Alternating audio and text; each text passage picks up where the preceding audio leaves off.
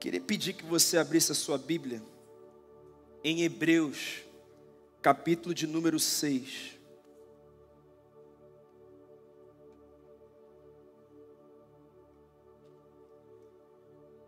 Hebreus, capítulo de número 6.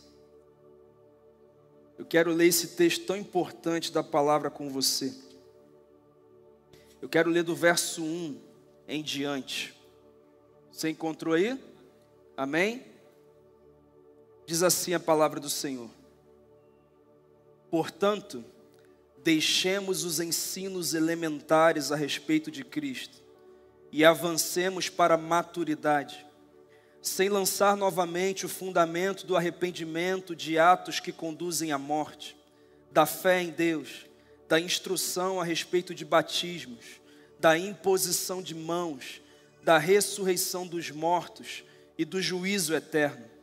Assim faremos, se Deus o permitir. Ora, para aqueles que uma vez foram iluminados, provaram o dom celestial, tornaram-se participantes do Espírito Santo, experimentaram a bondade da palavra de Deus e os poderes da era que há de vir e caíram, é impossível que sejam reconduzidos ao arrependimento, pois para si mesmos estão crucificando de novo o Filho de Deus, sujeitando-o à desonra pública. Pois a terra que absorve a chuva que cai frequentemente, dá colheita proveitosa àqueles que a cultivam, recebe a bênção de Deus. Mas a terra que produz espinhos e ervas daninhas é inútil e logo será amaldiçoada. Seu fim é ser queimada. Amados, mesmo falando dessa forma, estamos convictos de coisas melhores em relação a vocês, coisas próprias da salvação. Deus não é injusto, Ele não se esquecerá do trabalho de vocês e do amor que demonstraram por Ele, pois ajudaram os santos e continuam a ajudá-los. Queremos que cada um de vocês mostre essa mesma prontidão até o fim, para que tenham a plena certeza da esperança. De modo que vocês não se tornem negligentes, mas imitem aqueles que por meio da fé e da paciência recebem a herança prometida. Que o Senhor nos revele a sua palavra, amém? Deixa eu te fazer umas perguntas iniciais.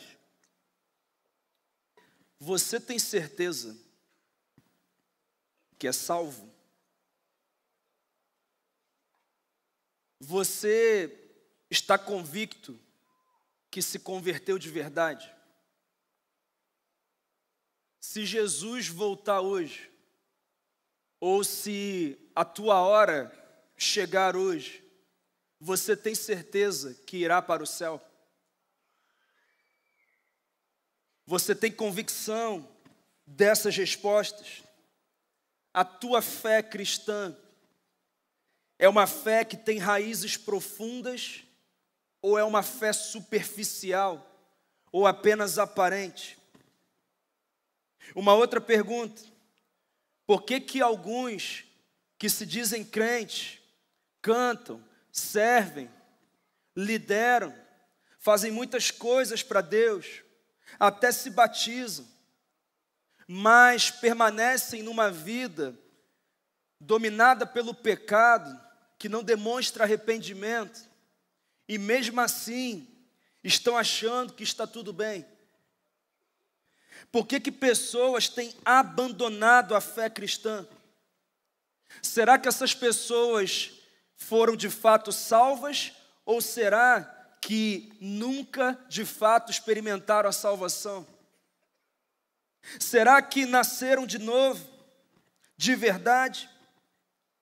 Meus irmãos, essa é uma das perguntas mais importantes da vida cristã. Ou melhor, essa é a pergunta mais importante da vida cristã, porque ela não diz respeito ao que vai acontecer nessa semana, nos próximos anos, mas ela diz respeito ao que acontecerá por toda a eternidade.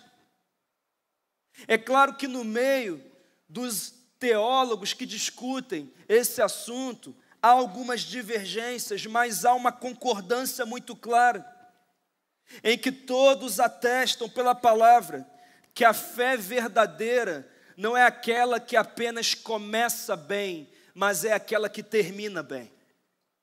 É aquela que é sustentada, é aquela que é perseverante. O que eu quero dizer é que por um tempo dá até para enganar. Por um tempo dá até para se enganar também. Mas uma hora a verdade virá à tona. E a epístola aos Hebreus trata bastante sobre esse assunto. Você sabe que Hebreus é uma espécie de chave hermenêutica do Novo Testamento. É quando ela não foca apenas naquilo que Jesus fez na terra, mas aquilo que ele continua representando mesmo estando no céu. Deixa claro que Jesus é superior aos anjos, aos profetas, aos apóstolos, a Moisés, a Arão, a Josué. Todos esses eram apenas a sombra, mas a realidade do Evangelho é Cristo, irmãos. Ele é o Evangelho. E o contexto dessa carta é bem complexo, porque havia uma crise. O que estava acontecendo? Judeus haviam professado a fé cristã, mas com a perseguição, com as dificuldades, os desafios, os dias maus, o cansaço e tanta pressão, muitos deles estavam voltando do cristianismo para o judaísmo, estavam apostatando da fé, na verdade, estavam voltando para a sombra. Então, o que o autor está dizendo para esses homens e mulheres é: vem cá, vocês vão voltar para a sombra de novo? Vocês vão deixar de viver essa realidade suprema que é Cristo? É sobre isso. Ele é muito direto. Ele chama o povo de Deus à perseverança, à continuidade, ao avanço, à maturidade. A verdade, irmãos, é que lá naquele contexto, a maioria estava mais próxima da queda do que da maturidade. E eu posso dizer que é uma verdade que algumas pessoas hoje que estão nas igrejas estão mais próximas da queda do que da maturidade. Não estão avançando de fato para uma vida de maturidade espiritual. E esse é o tom do autor de Hebreus. E nós precisamos falar sobre isso, irmãos, porque o que tem de gente que um dia esteve na igreja e hoje está fora. As estatísticas dizem que para cada um cristão dentro da igreja, tem um cristão fora. Ou melhor, tem uma pessoa fora. Tem alguém que não está mais na comunhão da igreja. E o que também tem de gente que permanece na igreja sem viver uma vida verdadeira em Cristo, também nós precisamos falar sobre isso. E é esse o nosso assunto hoje. Nós queremos falar desse risco do retrocesso, da apostasia, do perigo de você estar vivendo uma vida cristã enganada, de você achar que está caminhando para o céu, mas na verdade não está. É sobre isso que nós queremos falar aqui nessa manhã. E o primeiro princípio dessas verdades essenciais sobre a vida cristã que o autor de Hebreus compartilha é: a fé que não amadurece enfraquece. Olha o que diz os versos 1 a 3 desse texto. Portanto, deixemos os ensinos elementares a respeito de Cristo e avancemos para a maturidade, sem lançar novamente o fundamento do arrependimento, de atos que conduzem à morte, da fé em Deus, do ensino a respeito de cerimônias de purificação com água, da imposição de mãos, da ressurreição dos mortos e do juízo eterno.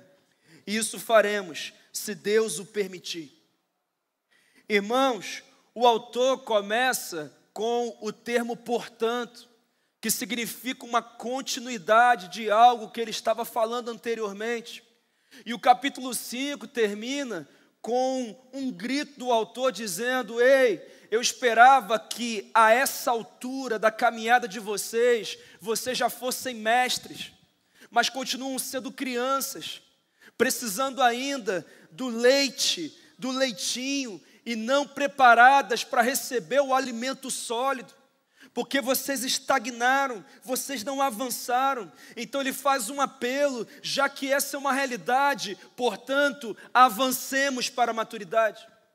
Deixemos os princípios elementares da fé cristã e nós precisamos avançar. O que ele está dizendo não é que há uma sugestão da palavra para que eu e você amadurecemos, é um comando de sobrevivência, irmãos. O que ele está dizendo é que se nós não avançarmos, nós vamos retroceder. Se nós não mudarmos de fase com Deus, nós vamos retroceder. É o que ele está falando aqui. Busquem a maturidade. Se você não é intencional na busca pela maturidade espiritual, sem desejar, você está caminhando para a mediocridade. E, consequentemente, para a queda. O autor cita aqui 5 elementos fundamentais da fé cristã. Ele fala do batismo, ele fala da imposição de mãos, da fé em Deus, ressurreição dos mortos, juízo eterno, arrependimento de atos que conduzem à morte. O que ele está dizendo é que quem já é crente há algum tempo já devia dominar isso. A gente não tinha que ficar falando disso novamente, ensinando para o crente que ele tem que ser santo, que ele tem que obedecer a Deus, que ele tem que ter uma vida séria com as coisas de Deus. Isso ele aprende no beabá da vida cristã. Isso ele aprende na classe de batismo, ele aprende na primeira classe da escola do avivamento, mas depois ele tem que largar o leitinho, porque Deus tem alimento sólido, algo mais profundo. Ele não pode mais ser como criança, levada de um lado para o outro, como ventos de doutrinas, que vão confundindo, tem que avançar. Na verdade, irmãos, ele está falando de um aquecimento, ele está preparando para o que vem depois, porque depois ele vai apertar ainda mais. Mas, queridos, se eu puder resumir aqui, ele está dizendo: vocês vão ficar tomando leitinho até quando? Vocês vão mudar de fase quando? Quando é que vocês vão parar de escorregar nos mesmos pecados? Quando é que o conhecimento bíblico de vocês vai mudar de fase? Quando é que vocês vão ter experiências mais profundas com Deus, vão ser mais usados por Deus, vão mudar de fase no ministério de vocês? Quando é que vocês vão parar de se acomodar naquilo que vocês já dominam no reino de Deus, porque eu sirvo numa área que está tudo bem? Quando é que vocês vão entender que eu não te chamei para ficar no ministério da igreja, eu te chamei para ser um embaixador do céu na terra, para trazer a glória de Deus para a terra, para ser um testemunho vivo? Sabe, irmãos, o evangelho não termina onde começa. E se o evangelho não termina onde começa, e eu permaneço nos princípios elementares, sem amadurecer, então eu estou mais próximo da queda do que da maturidade. Quem é que está entendendo aqui, irmão? É uma verdade. Você está avançando? Você está se dedicando para amadurecer espiritualmente? Ou você está vivendo o mesmo nível que você tinha 2, 3, 4, 5 anos atrás, quando você se batizou?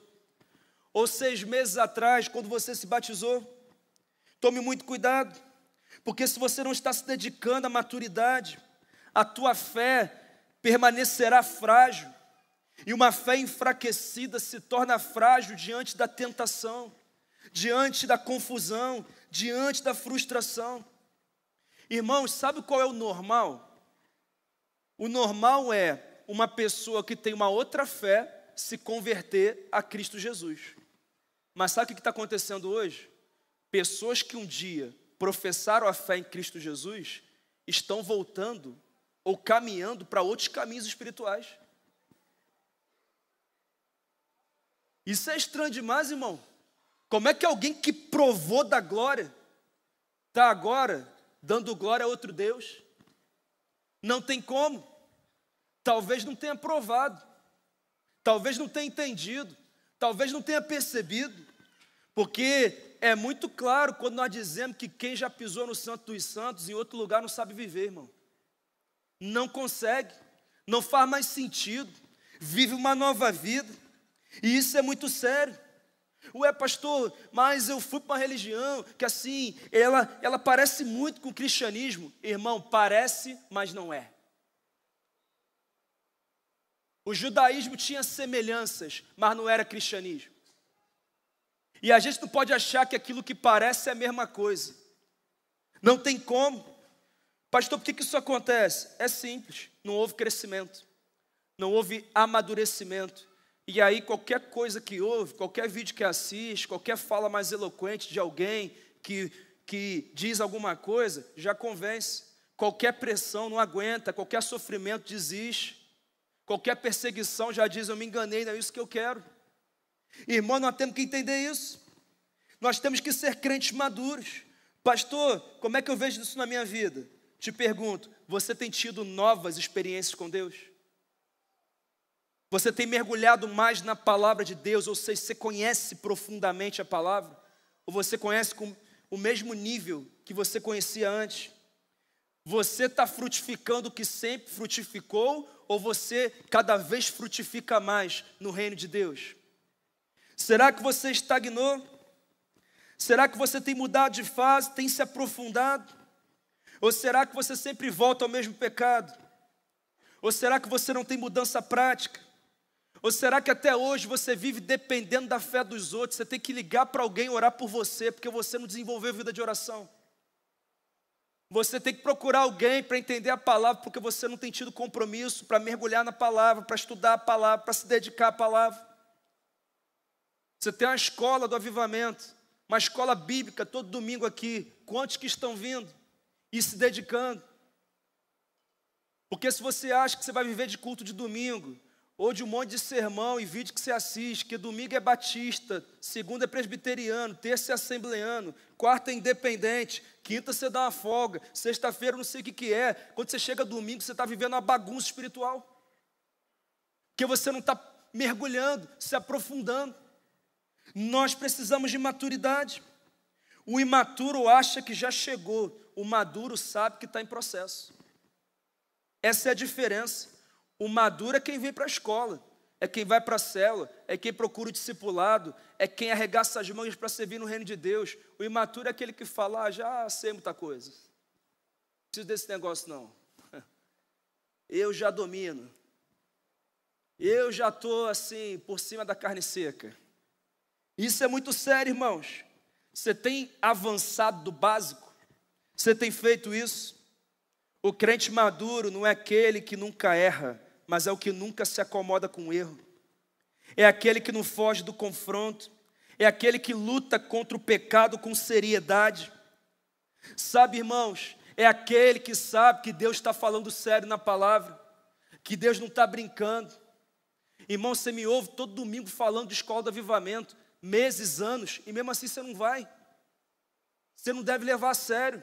Alguma coisa você não está entendendo a importância disso. Inclusive tem kids durante a escola do avivamento, então a sua criança também vai para o kids. Tantas oportunidades. Deixa eu te perguntar, você está sendo intencional para amadurecer? Porque o mesmo evangelho que salva é o evangelho que amadurece. Então, se não há busca por maturidade, então você tem que avaliar a tua conversão, irmão. Você tem que avaliar a tua caminhada. Segundo, a segunda verdade que eu tiro desse texto é: experiência espiritual não é sinônimo de salvação. Vamos ler os versos 4 a 6? Ora, com respeito àqueles que uma vez foram iluminados, provaram o dom celestial, tornaram-se participantes do Espírito Santo, experimentaram a bondade da palavra de Deus e os poderes da era que há de vir, mas caíram. É impossível que sejam conduzidos novamente ao arrependimento, pois estão crucificando para si mesmos o Filho de Deus, sujeitando-o à desonra pública. Agora, ele vai aprofundar, porque ele está falando de pessoas que estão no meio do mover,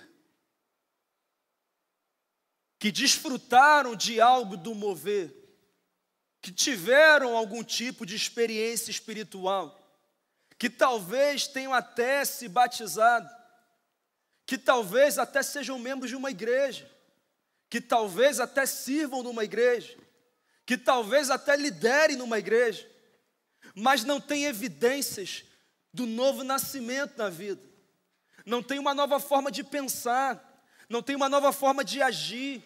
continua pensando como o mundo pensa, agindo como o mundo age, não viveu uma mudança real, continua cultivando comportamentos que Deus não aprova. Ele usa expressões como foram iluminados, provaram, o que indica uma exposição real, mas que não houve apropriação profunda. Eu vi, eu até mesmo senti, eu até mesmo vi alguém vivendo, eu vi o mover acontecendo, mas o mover não tomou minha vida. Eu não vivi uma mudança de mentalidade, de comportamento. Há pessoas que estão admiradas com o ambiente espiritual, mas não passaram pela regeneração. O que eu quero dizer é que é possível estar entre os salvos sem ter sido salvo. Aqui na terra, tá? Porque no céu não é possível, não. Aqui na terra, a gente pode estar no meio da igreja visível, que os homens conseguem ver, mas só vai subir com ele aqueles que fazem parte da igreja invisível, aqueles que só ele sabe que são de verdade. Não tem como. Nós não podemos brincar. É como alguém que frequenta a cozinha, sente o cheiro da comida, até prova uma colher, mas nunca se senta à mesa para realmente se alimentar e ser nutrido. Está vivendo um ambiente, mas não foi tomado por ele. Participar de um ambiente de fé, irmãos, não é o mesmo que ser regenerado pela fé. E é interessante que o autor é muito claro, ele diz: foram iluminados, tiveram acesso à verdade.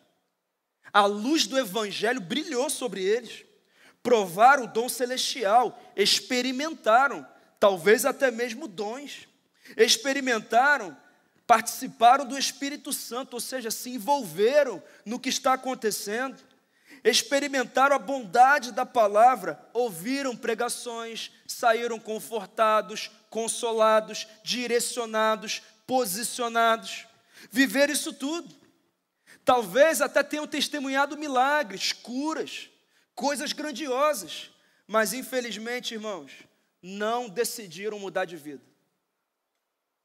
Saía do culto e ia para o motel, saía do culto e ia continuar com negócios escusos, continuar com a vida de mentira, continuar viajando com a namorada, quando sabe que crente não viaja com namorada, é só casado que viaja.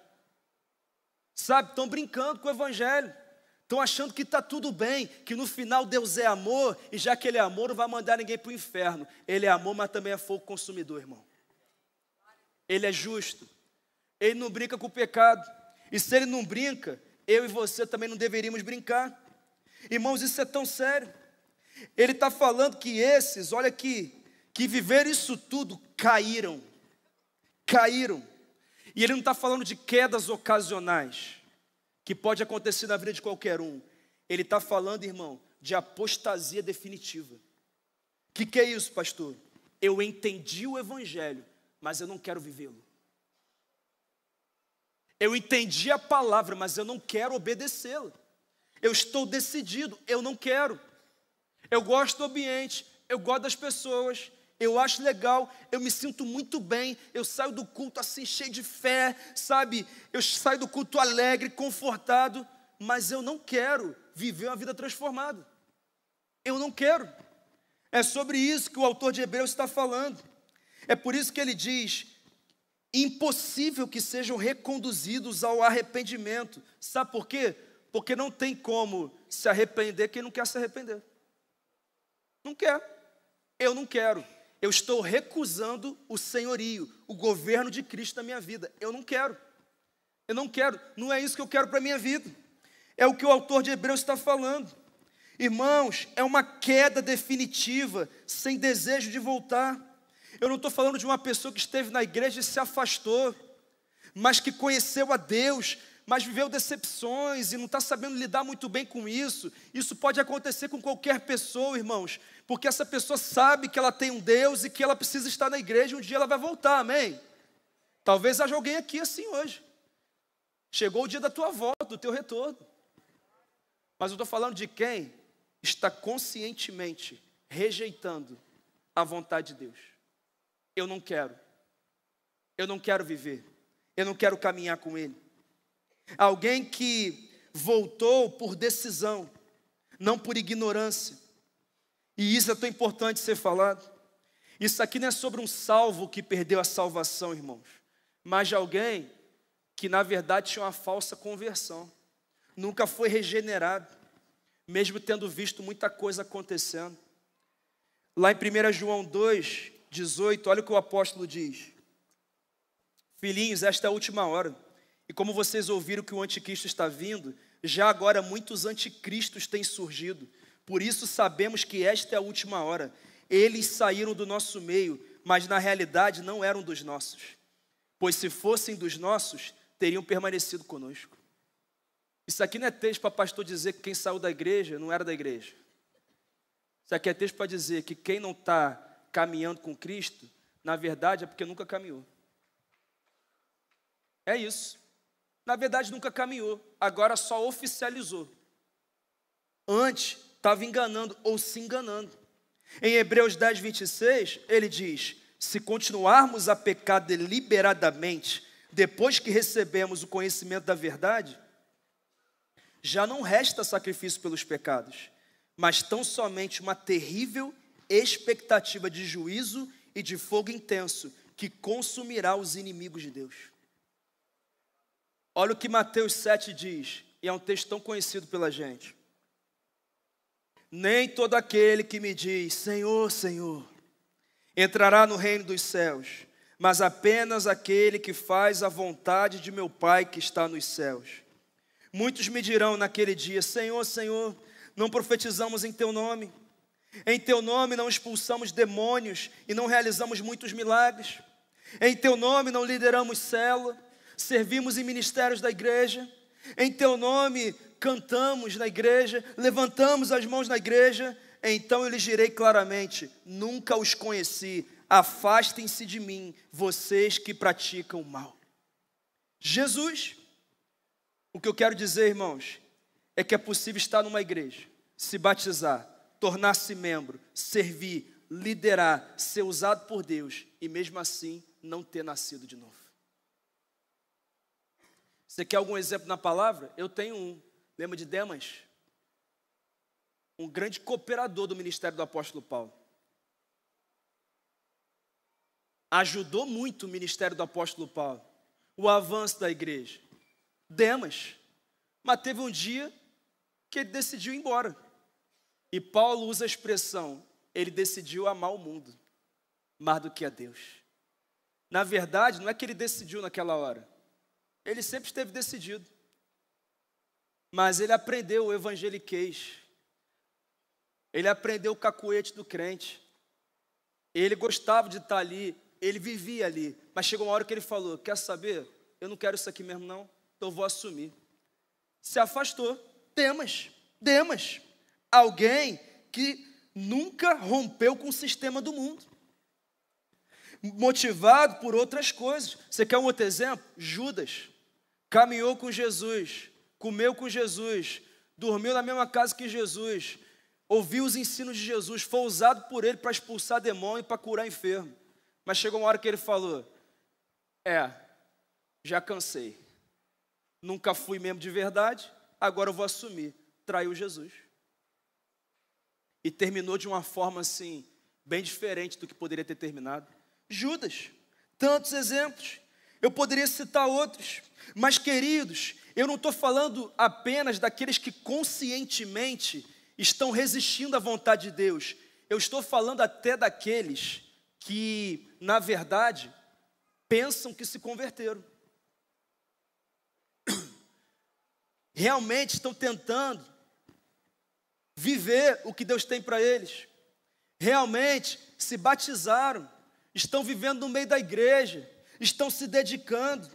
Pessoas que gostam do acolhimento, que se sentem bem aqui, que são amadas aqui, que gostam do que acontece aqui, estão curtindo o que está acontecendo aqui. Não são mais pessoas não, estão gostando, mas estão confundindo as coisas, estão achando que a nossa igreja é o que é, por causa de painel de LED, por causa de estrutura, por causa de cadeira acolchoada, por causa de pregação eloquente, por causa de música bonita. Mas na verdade, irmãos, a nossa igreja não é nada disso não. A nossa igreja entendeu que nós estávamos mortos nos nossos delitos e pecados, separados de Deus, destinados ao inferno, mas um dia Ele morreu na cruz, e Ele ressuscitou, e Ele nos reaproximou. Nós nos arrependemos, e fomos reaproximados por Ele, com o nosso Pai, e isso nos fez cristãos, pequenos cristos. Telão de LED passa, mas a palavra dele jamais passará. A verdade revelada jamais vai passar. E a grande pergunta é: nós estamos admirados com a atmosfera ou nós estamos vivendo uma nova vida em Cristo? Essa é a pergunta que nós temos que responder hoje. Estamos encantados com a atmosfera, com o ambiente, ou estamos sendo transformados por ele? Jesus, em João 10:27, diz: as minhas ovelhas ouvem a minha voz, eu as conheço e elas me seguem. O que ele está dizendo é que as ovelhas de Jesus não visitam o aprisco, mas elas ouvem a voz do pastor e obedecem. Se ele diz se batize, elas se batizam. Elas não ficam brincando, achando que na hora que der vontade vai batizar e que está tudo bem. Se ela disse renuncie o pecado, renuncie.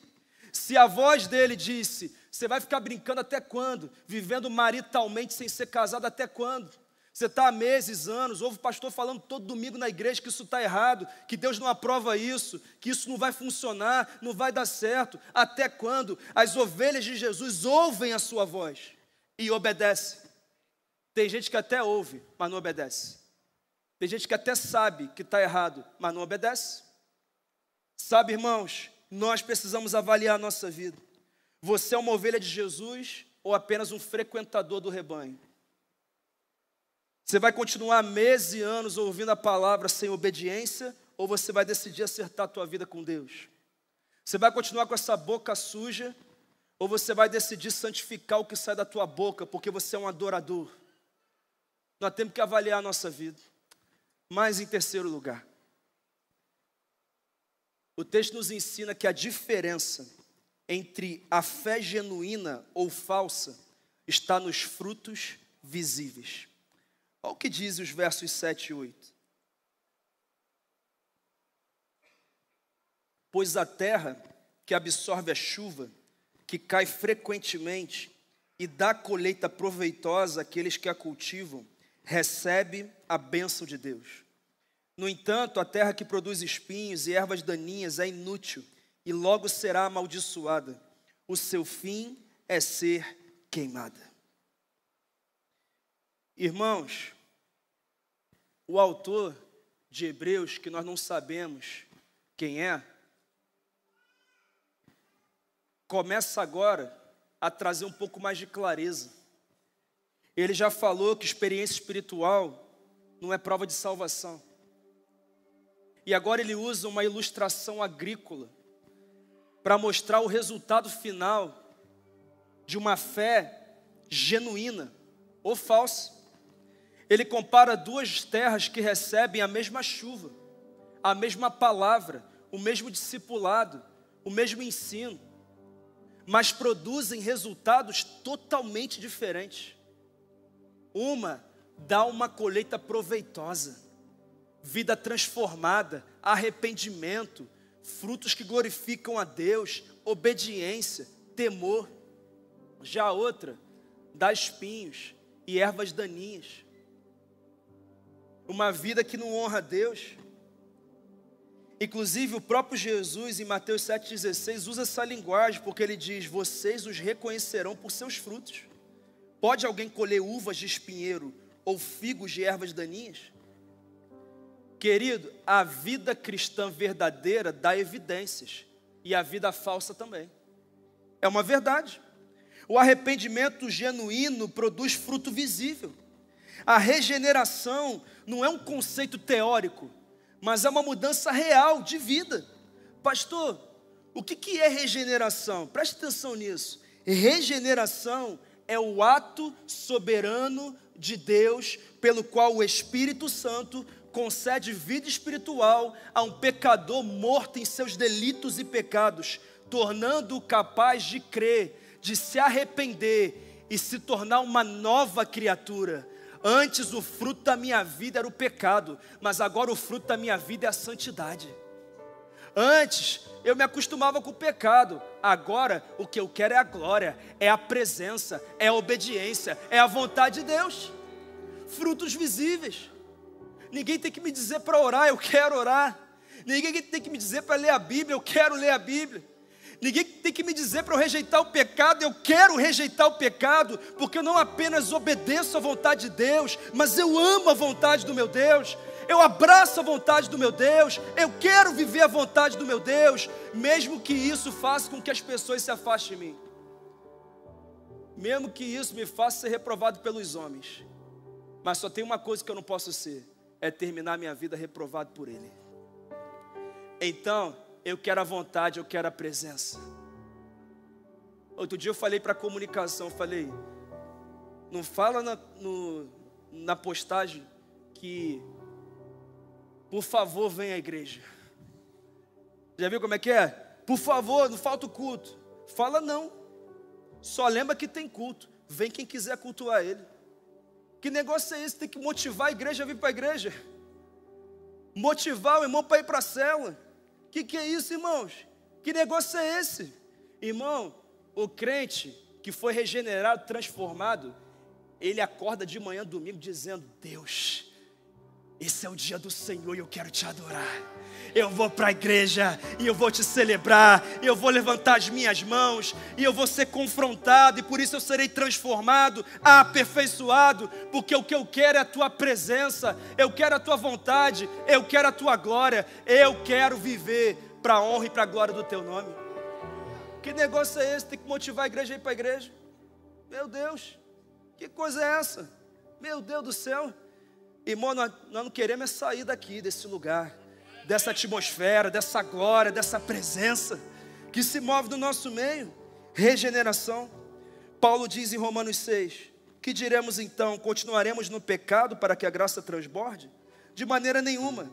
Nós, os que morremos para o pecado, como ainda viveremos nele? Não tem como.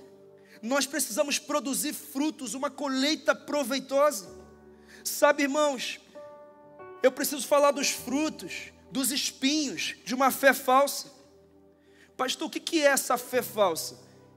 Ele não está falando do pecado cometido uma vez, mas ele está falando da mentalidade em que, mesmo em contato com a palavra e com o povo de Deus, eu continuo pensando como o mundo pensa, vivendo como o mundo vive, me relacionando do jeito que o mundo se relaciona. Ou seja, o problema não está na palavra, o problema não está na igreja, o problema não está nas pessoas, o problema está que eu não quero viver uma nova vida. Espinhos, ervas daninhas. Ah, queridos, nós temos que avaliar a nossa vida. Será que temos tido mentiras habituais que nem causam arrependimento? Relacionamentos ocultos, perfil fake, relacionamentos impuros, coisas que estão sendo escondidas, falta de perdão, apatia espiritual e tantas outras coisas. Tem gente, irmãos, que já está há anos na igreja, mas até agora não lidera, não assume uma posição de relevância, mesmo sendo chamado a isso. Irmão, terra que só consome a chuva e não devolve nada, é estéril, tá? É estéril. Tem alguma coisa desalinhada aí. Nós temos que ter frutos visíveis. E o fruto mais visível de um coração regenerado é um coração que quer agradar a Deus, que quer obedecer a Deus. Eu não estou dizendo que todo dia da semana a gente acorda doido para ler a Bíblia, tá, irmão? Eu não estou pregando aqui uma espiritualidade mentirosa, não. Tem dia que não quer ler a Bíblia, não, irmão. Tu quer dormir. Tu não quer conversar com ninguém, não é assim? Tem dia que você não está assim, nossa, eu quero passar uma hora em oração. Tem dia que você fala, irmão, vou orar nem para comer. É assim. Agora, um dia ou outro assim, tudo bem. Agora, viver indiferente uma vida inteira, alguma coisa está desalinhada, sim ou não? Não estou pregando uma espiritualidade mentirosa não, tá, irmão? Eu sou pastor e tem dia que eu não quero ler a Bíblia não, tá? Tem dia que eu não quero orar não. Tá bom? Estou confessando de pecado aqui, Marilene. Tá bom? Porque de repente quando eu confesso meus pecados, tu reconhece que tu também tem. E aí você também pode se arrepender. E dizer, Deus, eu quero viver uma nova vida com o Senhor. Viver para a glória do nome do nosso Deus. O crente verdadeiro está em guerra contra o pecado. Não está confortável com o pecado. Ele vive vida transformada no culto, mas quando sai, continua vivendo vida transformada. 1 Pedro 2,2, o apóstolo diz, como crianças recém-nascidas, desejem de coração o leite espiritual puro, para que por meio dele cresçam para a salvação. O nosso crescimento tem a ver com o nosso desejo, com a nossa vontade. Deixa eu te perguntar, a tua colheita tem sido proveitosa ou você tem produzido ervas daninhas e espinhos? Mas em último lugar, eu termino essa palavra com uma última verdade. A perseverança é a assinatura da salvação verdadeira. Olha o que dizem os versos 9 a 12.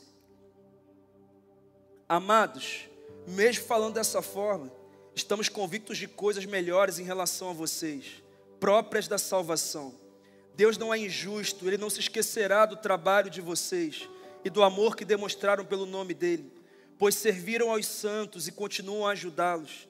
Queremos que cada um de vocês mostre esse mesmo empenho até o fim, para que tenham a plena certeza da esperança, de modo que vocês não se tornem negligentes, mas imitem aquele que por meio da fé e da paciência recebem a herança prometida. Agora o autor, irmão, ele muda o tom. Ele diz assim, olha, mesmo falando dessa forma, eu olho para vocês e eu estou convicto de coisas boas a respeito da salvação. Eu acredito que tem gente de verdade. Eu acredito que vocês estão tentando viver a vida cristã como ela é. Mas a minha fala é uma fala de alerta. A minha fala é uma fala de confronto. A minha fala é uma fala para gerar um desconforto, para que você não ache que aquilo que você viveu até aqui é tudo que Deus espera de você a partir daqui. Existe algo maior, algo mais profundo, algo melhor. É sobre isso que o autor está dizendo.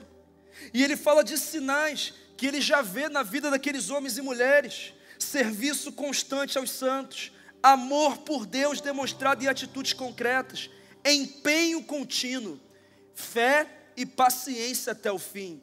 O que ele está dizendo é que quem é salvo de verdade não apenas começa bem, mas termina fiel. Ele diz, se vocês querem saber se realmente vocês foram salvos, se realmente vocês estão vivendo uma nova vida, avalie se vocês têm perseverado na fé.